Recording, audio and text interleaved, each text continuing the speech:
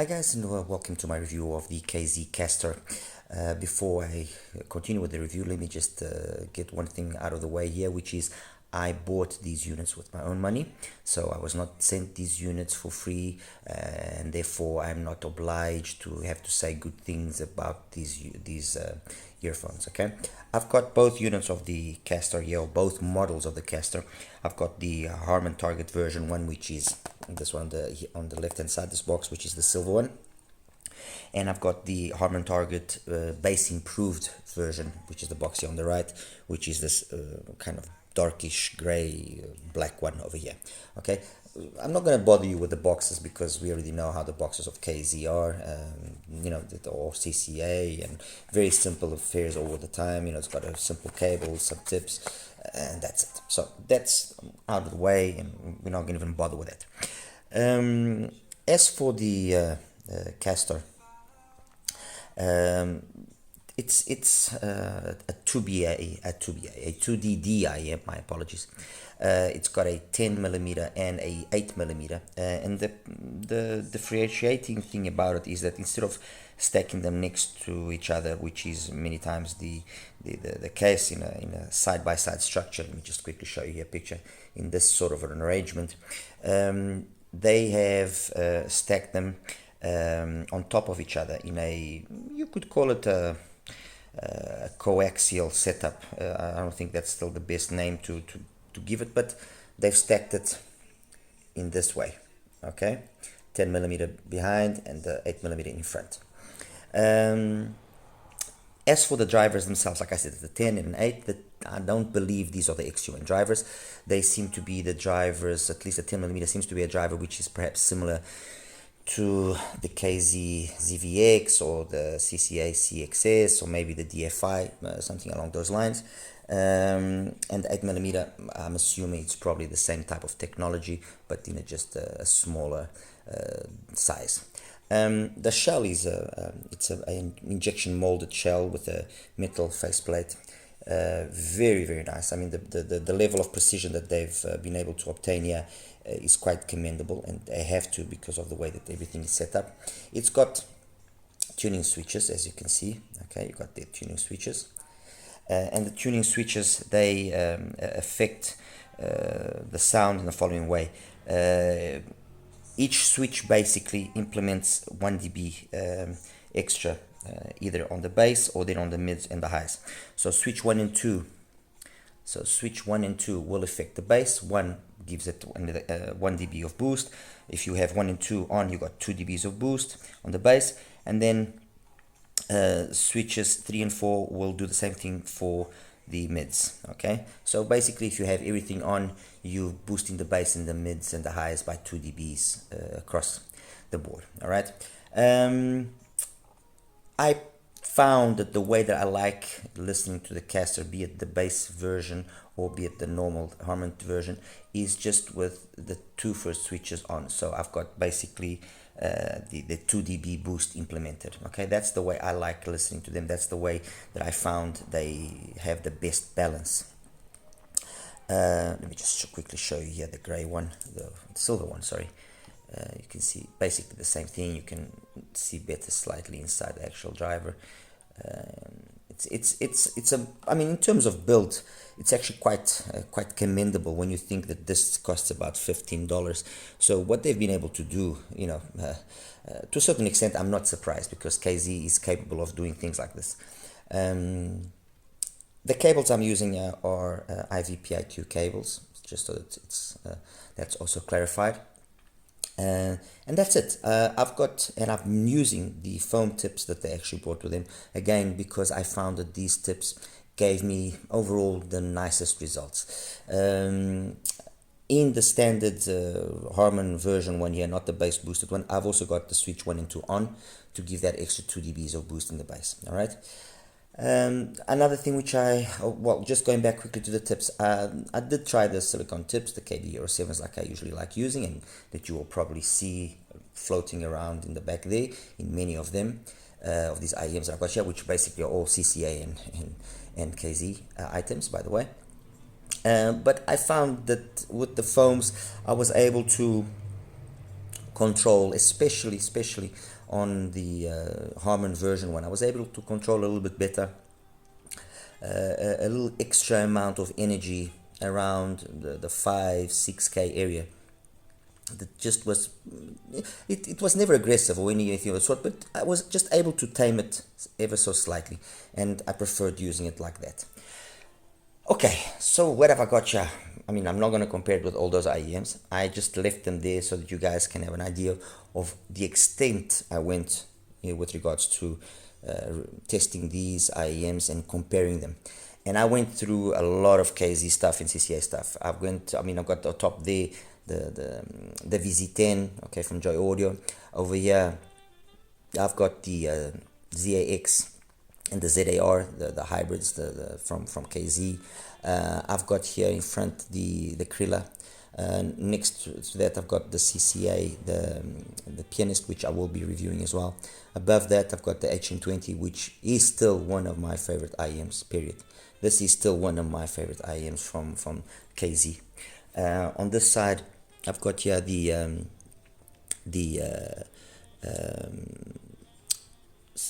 oh my god, what a blank I had now.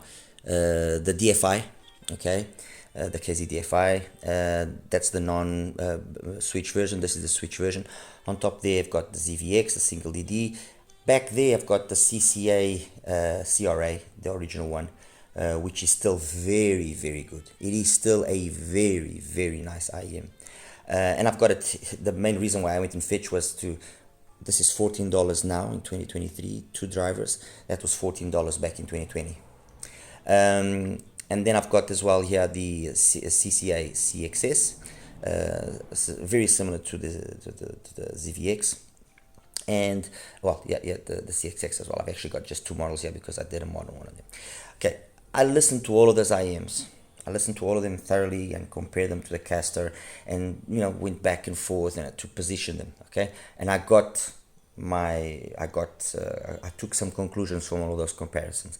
And what I can say is that the Castor fares very well compared to some of these IEMs, especially the hybrids. It's actually quite impressive how well this keeps up. Very impressive. Let me just tell you that much. Very it keeps up and beats them, because when you take into consideration the price, the performance, the price to performance ratio of the Castor is incredible. Okay, so I compared them to all of those and so on. But then I decided that I was gonna just bring down the comparisons to the following models, and I chose these models because I think that they are relevant for various reasons. But the Tripowin, the Kailua, because it's one of the latest from Tripowin, an HBB collab, 2 dynamic drivers, $70 odd, almost $80. So it's like at let's say the upper end of the budget 2DDs. Let's put it that way. I've got here the original Zero, okay, $45 to $50.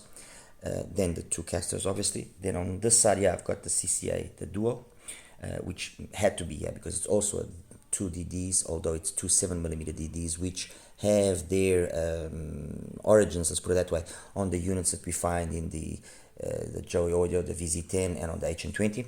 And finally here, the Crin, the TruthEars Crin Zero, the red edition that you can see here. Okay, and I think that these models, you'll understand now a little bit better what I'm about to say. Let's start with the one that it's the bass version. Okay, it's got a Harman tune, bass version, which it means it's got that it's got that boosted bass, it's got that bass which tucks in, just like we have here in the Zero. That tuck also exists in the Zero Red, but to a lesser extent. And that's why I actually think that this makes more sense being compared to the normal Harman style Castor, and also to the CCA, the Duo.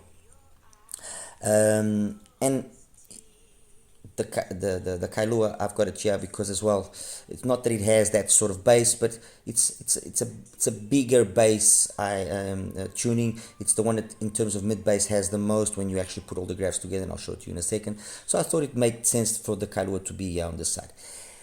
And however much it pains me to say this, I mean, the reality or the truth has to be said. And those that saw my review of the Kailua know that, the biggest thing that I have, not against, but that I cannot understand on the Kailua is what was wrong with the person that designed the shell of this thing. What was wrong with him? What was he on?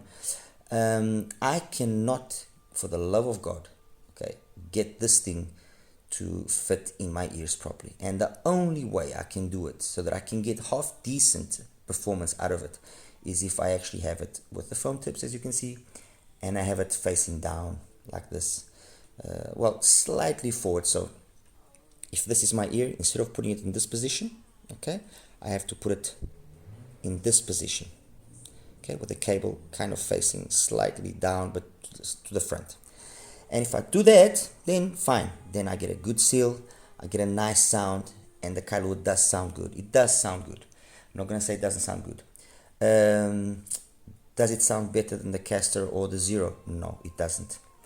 The original Zero, with all its shortcomings of perhaps being just overly energetic in the upper mids, and treble, it is still, in my opinion, in my ears, with my music, an overall more balanced and more pleasing sounding IEM than the Kailua. That's just my opinion.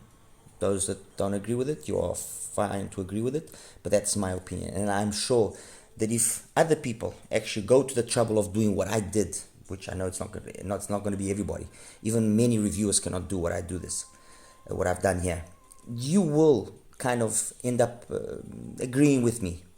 You will. It is a good IEM. It is it plays fantastic, yes, but the Zero is still better. The Zero overall ticks more boxes. The area where the Kailua shows its strength is in the quality of the bass, but then the rest, no, I'm sorry, but no. And here now is where things are going to get a little bit messy. The Castor is better than both of them. Simple. The simple fact that this costs $15, that costs almost $50. It's a third of the price. That doesn't have 3 times more performance. That's it. End of story. No more conversation needed. With all the defects that the Castor has, the bass version, which is, the fact that the mids, upper mids, and treble, the way that they've been tuned, they are a little bit wavy, and so you can get some peaks there that might affect some people.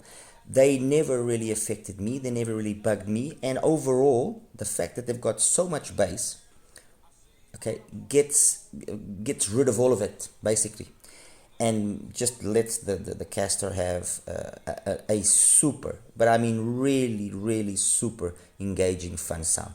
This is, without a doubt, one of the most fun KZ IEMs to have come out in a long time. We know KZ's always got big bass and so on. We know that, sometimes they do mids and treble well, sometimes they don't. But here, they've struck that perfect balance. You've got just that right amount of extra boost if you want. If you don't want, just take it away.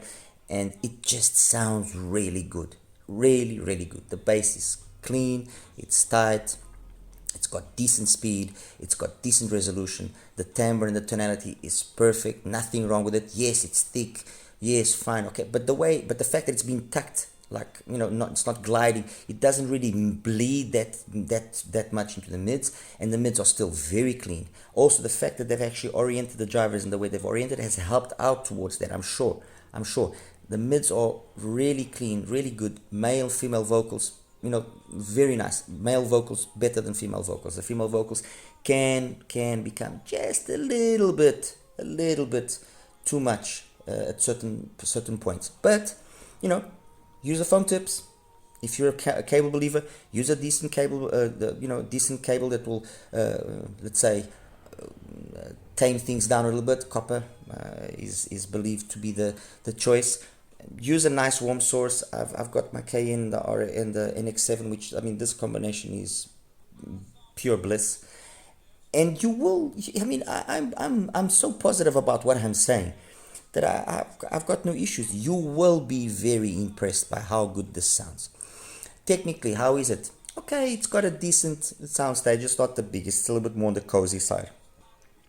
It's got acceptable imaging. I mean, this is $15. You know, come on, guys, $15. It's got decent imaging. It's got decent detailed retrieval. It's got more than adequate technicalities for the price. I personally even think that technically it is as capable as the Kailua, if not even better. In terms of timbre and tonality, I prefer this to the Kailua, unquestionably. Timbre and tonality of the Zero and of the Castor, the bass version, they're basically the same. Soundstage, maybe this has got a little bit more soundstage. Detailed retrieval, about the same. Imaging, again, about the same. All right, so I mean, it's as simple. This is a good IEM. You know, whether we like KZ or we don't like KZ, whether we agree with their way of doing things or we don't agree, you know, I'm sick and tired of all the politics, of all the oh, this and that and blah blah. And I just honestly, and I'm going to just say this outright, I just cannot understand how certain people that have collaborated with them, that have made money out of them, okay, have made money off the back of KZ, can then criticize, but then go back and still make money again with them.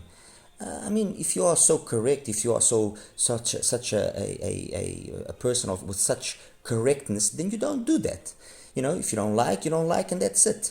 You don't collaborate, call names, say that they are this, say that they are that, and then you go back and go collaborate again. And I don't understand. I have a little bit of a hard time understanding that.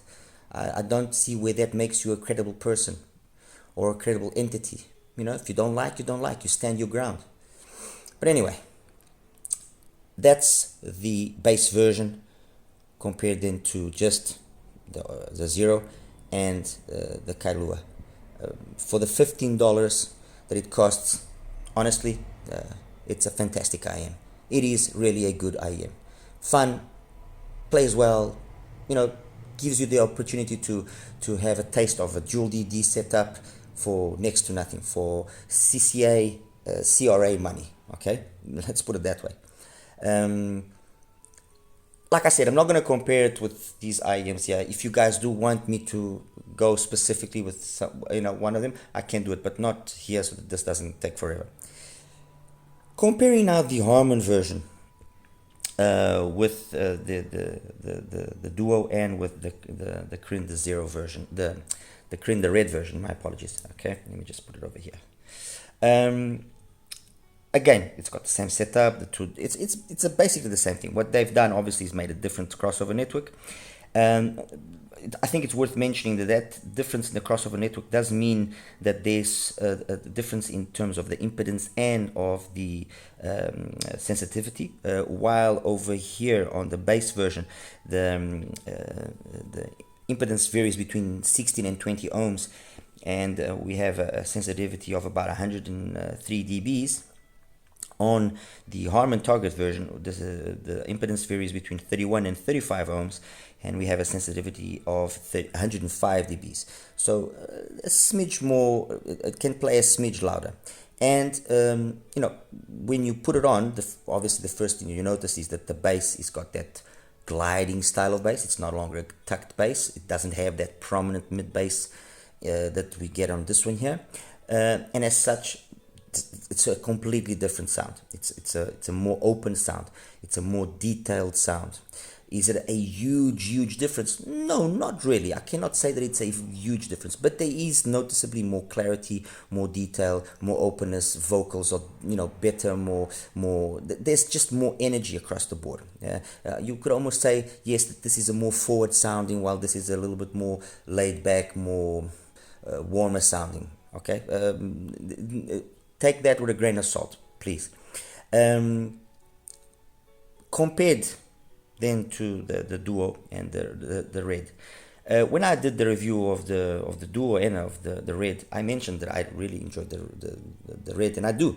I actually think that the Red overall is probably a more, it makes more sense than the original. Why? Especially because if you want the bass a little bit more boosted, yes, you can use the provided 10 ohm impedance adapter, connect it up, and you get a little bit of an increase in the bass. And if this is still not enough, you can add other ones, and you'll get the bass more approximating what you got the bass there in the original Zero.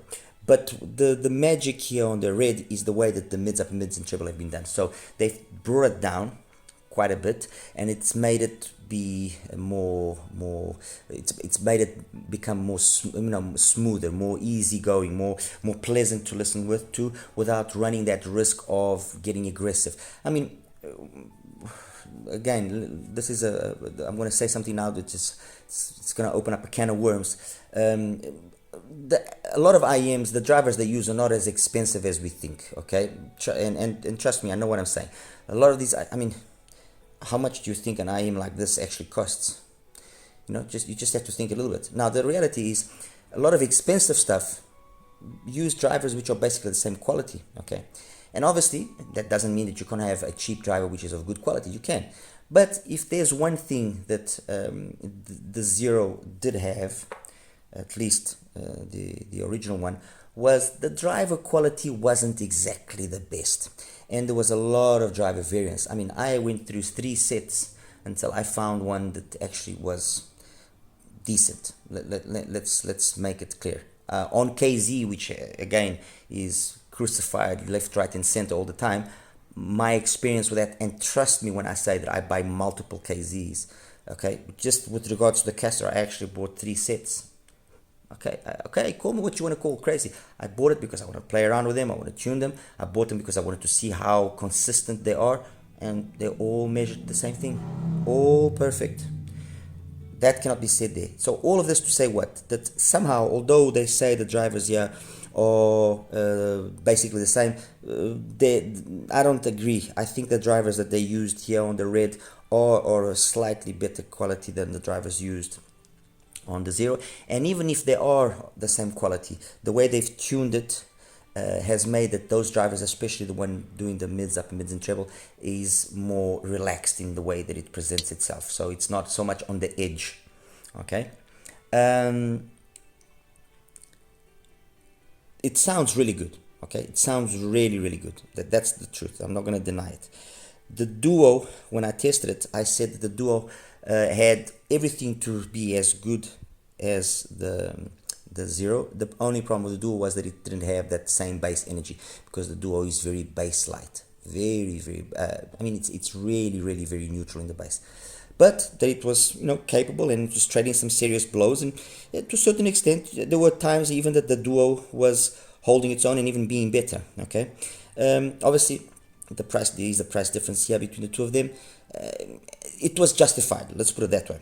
Now enter the Castor, the Harman tuned version, and we have a repeat of what we saw on this side. The Castor is just unreal. The Harman tuned version plays tremendously well. It's got, to start with, it's got basically the same sort of mids and upper mids and treble that the Duo had, but improved, and with the bass the Duo sure had. The Duo could have had the bass almost like the HM20, and it would have been a killer IEM. But I think that it was tuned like this on purpose. It was tuned to be very tame on the bass on purpose, because this was already on the works. So this is in a very kind of basic manner. Okay, you can say that the Castor, the Harman version, is a CCA Duo, but with the bass that the Duo should have had to be really complete, really balanced. Okay, compared here with the Zero. And if you don't use a bass adapter, let's put it that way, for the Zero, I would say definitely the Castor is a better IM overall. The mids and the highs upper mids and highs are just a little bit smoother on the zero, but that's not enough to counteract the other areas where the Castor is stronger. If you put the bass adapter on, if you put the impedance adapter to boost the bass, then that difference becomes smaller. And then, okay, I still prefer the Castor, but then I can see perhaps some justification for saying, okay, no, I'm going to go for the zero because it's got a 3D printed shell and because it's got just that little extra in the mids and the upper mids and treble that just is a little bit more polished. I will say that much. But although saying that, I still think that this does not play 3 times more than that. It doesn't. Okay. I mean, look. Let's be frank here. KZ just basically, and for lack of a better word, just basically raped the budget 2DD market. That's it.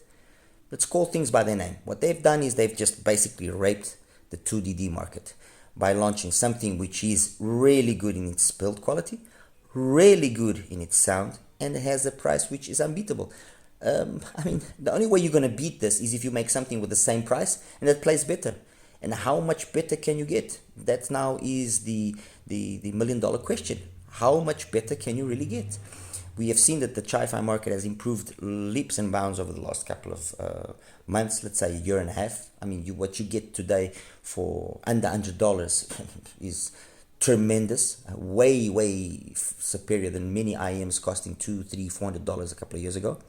Okay, but there's a limit to where you can go. In my opinion, there is a limit, and for $15, you got 2 drivers that are decent, that are well tuned, switches. You got all the bells and whistles that are basically now the trend. The switches to adjust it, a nice shell, the 2DDs. It's that's. We have to give it to KZ. They don't play around. Period. They don't play around. And I'm putting aside all of the politics that are involved. I don't care about those politics. What I care is the product good? Yes. Is the product worthwhile for all of us? Be it a person that has money or doesn't have money? Yes, it definitely is. That's it. That's what matters. That's my only mission here, is to convey and to show you guys all the products that I test, if they are decent, if they are not decent, if they are worthwhile, if they're not worthwhile. And if before I used to say, for a long time I used to say, oh, the $500-600 is the kind of the limit for the relation between price quality, then I started saying, okay, let's go to $1,000, and I'm going to stick at $1,000 because there's nothing above $1,000, absolutely nothing above $1,000 that truly justifies its price. $4,000, $5,000, $7,000, come on, people, come on, let's be realistic now. $5,000. Okay, yes, fine. It's all, they can have all this nice material and beautiful, amazingly constructed drivers, and who's gonna guarantee you that you put that specific IEM in your ears and it's gonna sound better than your $70 SimGot EA500? Who? And I know many people that have done that have gone down that road and they've been disappointed. Many. I myself, that's happened. I've spent money on IEMs based on what, it's amazing, it's this. And then when I heard the IEM, I was like, okay, are you for real? This is supposed to be something good? No. So, in conclusion, so that I don't carry on rambling and talking too much, KZ Castor, definite yes. Definite yes.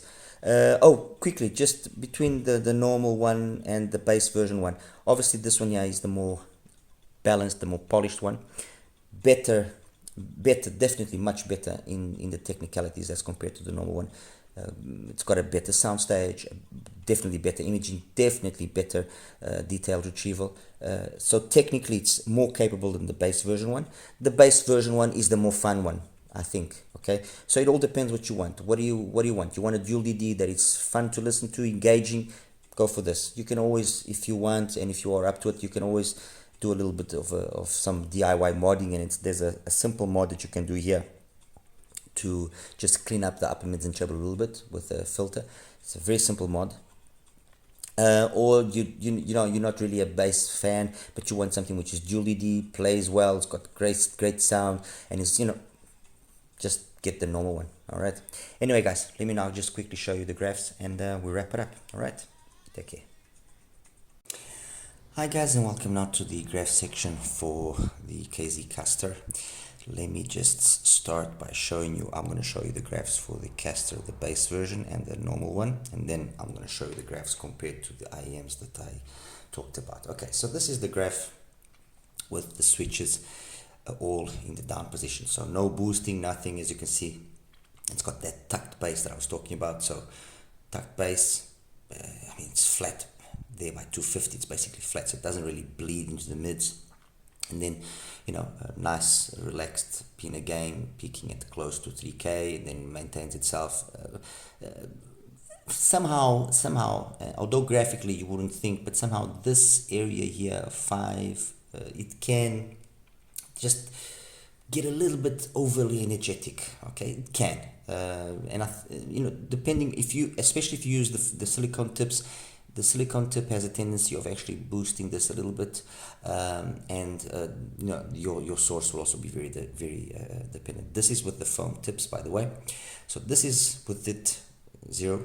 This is with the both the first two switches on the on position. So I've got that little boost here of the bass, and as you can see, everything maintains itself exactly the same. And then finally, the third is with all the switches up, just so that you guys can see the complete opposite. And I've basically tried to maintain that curve there, that extra boost of the bass there, and then you can see as well that everything of the mids, upper mids and treble has been boosted. And that's basically how it is. I chose to have it in the position where I just have that little extra bass. That's it. All right. So that's the normal bass Castor. Not the normal bass Castor. That's the bass Castor. Sorry. This is the Harman Castor. Okay. This again with all switches off. Completely different. I mean, just for you guys to have an idea, compared to the boosted bass Castor. And let me just quickly align the two of them here. I'm gonna align them at 1 kilohertz there. As you can see, massive amount of bass comparatively, and this is both of them in the zero positions, you know, switch. And then that area there that I was talking about, that on the Harman one has been tamed down, and you could basically do this mod as well if you want. It's brought down in the Harman version of the Castor, and it's really good. It's really nice, really nice. So that's the one. That's the Castor Harman version with all the switches in the off position. This now is that same Castor, but with the boost of the bass. Again, a little bit of extra boost there, and that's how I listen to it. And the final one is the one with all the switches up, and you get that extra boost there, which I honestly think is doesn't make sense, because it ruins the balance.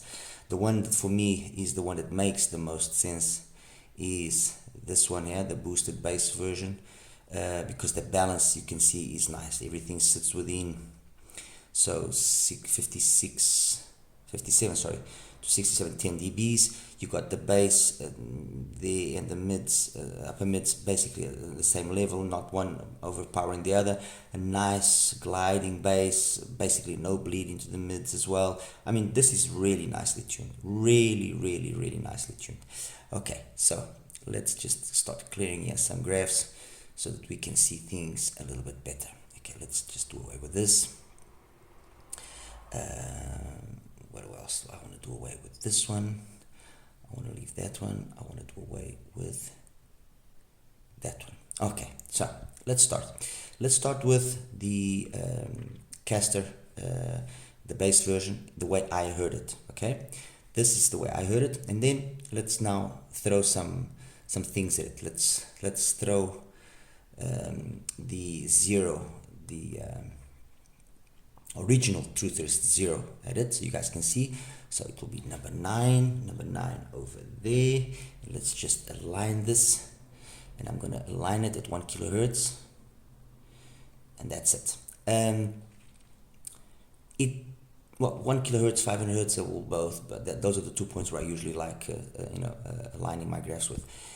The difference that you see here is not as significant as you would see. I would personally say that for this to be more correct, if I want to now give a better perception of how it actually sounds, I would say that it sounds more like this. So it's like you have a little extra boost, okay, across the mids, upper mids, and treble of the Castor, and that's how it comes across. You can definitely, I'm just going to realign it here to 1 kilohertz. You can definitely see that the balance that they've struck, while on the Castor it's balanced out in the sense that you have the bass just a smidge over the upper mids and treble. On the zero, no, it's the other way around. You have the upper mids and treble above, and that's what was sometimes a problem. Yes, that doesn't allow it to have slightly better detailed retrieval. The like I said earlier, the technicalities being slightly superior, a little bit better sound stage as well, and so on. But it also means that it can become a little bit more harsh quicker if you're not careful. Overall, the Castor is just a better sounding IEM. And let me also show you the Kailua. And the Kailua is here. And this is the graph of the Kailua. Let me take the other one off. So take this one off. Now align here the Kailua. And again, I'm going to align it to 1 kilohertz. That's that. The balance of the Kailua as well is very, very well done. Okay. Now, the thing that you do notice straight away is that there's not as much energy on the Kailua in terms of the upper mids and treble. This could be to a certain degree because of the way it was tuned, but it's noticeable, and which again at the same time surprises me, because I did hear some people saying that it was very very bright in that part of the spectrum, and I particularly never found it. Maybe it can be down just to the fact that I never got it to fit properly, but it doesn't sound like it. And bass wise, it is a more balanced bass than the bass of the Castor, in the sense that it's more balanced out with the rest of the frequency. It's not as, let's say, colored. It's a very, very high quality bass in its quality. It's, you can see that the driver that's doing the bass, you can feel the bass there is not an issue. The rest of the tuning, I feel that the Castor is just superior. Period. Even if the Castor doesn't have a bass which is as polished, the rest of the tuning of the Castor is better. And besides being better, I mean, the Castor is $15. There is nothing that the Kailua offers that justifies it being so much more expensive. Honestly, it doesn't. There is absolutely nothing. Even if for no other reason, just the simple fit of the Kailua is a nightmare. And again, I will repeat, I am absolutely positive that I'm not the only person that had issues with the fit. Okay, I know many of you, the fit was fine, but I'm positive I was not the only person that had issues with the fit of the Kailua. And that's it. That's the bass version. Okay, let's put it that way. Let me just take away this. We don't need it anymore. We take away as well the standard 0. Okay, now let's talk about the Castor in the Harman setup. Okay. And I'm going to compare it with the Duo first. Where is the Duo? There we go. Here is the Duo. And now let's align it. There we go. That's the Duo. I think it's self-explanatory. It's not so much the area between 200 and 5K that's the problem. That is basically the same thing. It's there in the fact that it has got a significant amount less bass, and then it's got that extra energy there as well in the treble, which, coupled to the fact that you don't have as much bass from behind, it makes it sound very detailed. True, yes, it's probably slightly more technically capable than the Harman version of the Castor, but it's definitely thin sounding. It is very, very thin sounding. I mean, that is very neutral bass. It's very thin. It takes away some body from the mids. This needed a little bit of a boost. This needed to have that boost there. Okay, if the Duo had that boost there of the bass, which it could easily have, and it wouldn't spoil things, because I mean it's a 7mm driver, it would be very, very nice, very nice. Okay, and compared now with the TruthEars Crin Red Edition, the Red Edition. There we go. Okay, that's number 8. Let's just align it here. My apologies there for, I'll show it to you now. There we go, aligned. Okay, my apologies here for this, but sometimes, I'll get it to actually sit 100% properly. It's not easy on the coupler. The bass is basically the same. It's basically the same. There's just a little bit more body in the bass of the Castor, but very minor. It's not huge. You feel it in some songs. Up in Jeff Ryan is one of the songs where you can feel it. From Dusk to Dawn, you can feel it. There are some songs where you can feel that there's a little extra slam on the bass of the Castor. The biggest difference is here, which means that the Zero is just, if the Castor is already more polished than its brother, the bass version, and when you definitely is, over here the Zero is just that little extra more polished, and it gives us better sound stage. There's more sense of space. Okay, and basically you can see that it's a very similar tune, very, very similar tune. There was some controversy a couple of weeks ago about this whole issue. I'm not going to talk about it because obviously I don't know what exactly was going on, but it's very similar, very, very, very similar. Ultimately, again, like I mentioned before, if you have the bass on, or if you don't have the bass on, and I can actually show you with the bass boost on. Let me just quickly get it here. TruthEars.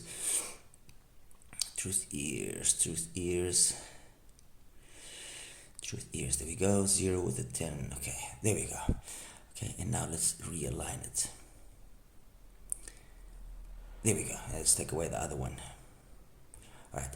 With the bass boost, basically up top everything remains the same, but because you get a little bit bass boost, then it now has the same slam as the Castor, the same sort of bass quality, energy, everything, and so the difference between the two of them becomes minor. It becomes easier to possibly justify the Zero as a choice over the Castor. But the Castor has one thing going for it which the Zero doesn't have, which is it costs $15.